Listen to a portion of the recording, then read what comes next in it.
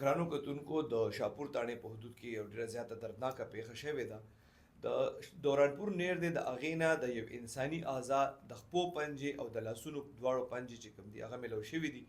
کومې پنجې چې میلاو شوي دي د هغې متعلق خیال دا کېږي ځکه چې په هغه لاسونو باندې نکریزې لګېدلې چې دا د زنانه د بدن حصې دي. دې حوالې سره د شاپور تاڼې پولیس وینا دا ده چې د اطلاع میلاو شوه چې په دورانپور نیر کې دغلته د یو انساني اعضا پراته دي. پولیس وایي کله چې دوی لاړل او هغه اعضا یې وکتل نو هغه د خپو د دواړو خپو پنجې وې او د دواړو لاسونو تقریبا دې ځای پورې پنجې وې. دا پنجې د لاسونو چې کومې پنجې دي نو په دې باندې نکریزې لګېدلې وې.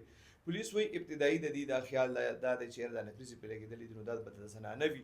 د بدن باقي حصه چې کوم ده نو هغه سر او دړ هغه چې کوم دی نشته، تر اوسه پورې نه دي میلاو شوي. پولیس وایي د دې لاسونو نه دي فنګر پرنټس اخیستي دي، هغه په د هغې په ذریعه هم دوی کوشش کوي چې د دې شناخت وشي.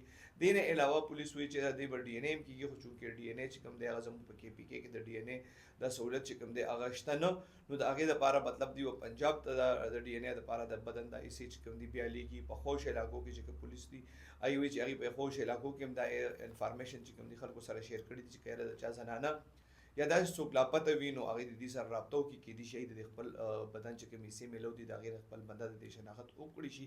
خو پولیس وایي په دې کې تفتیش روان دی، سره دس په دې کې پولیس دریافت شروع کړی دی. مزید که بیا په دې کې څه اپډیټس راتلل نو زه به تاسو سره ضرور هغه انفارمیشن شیر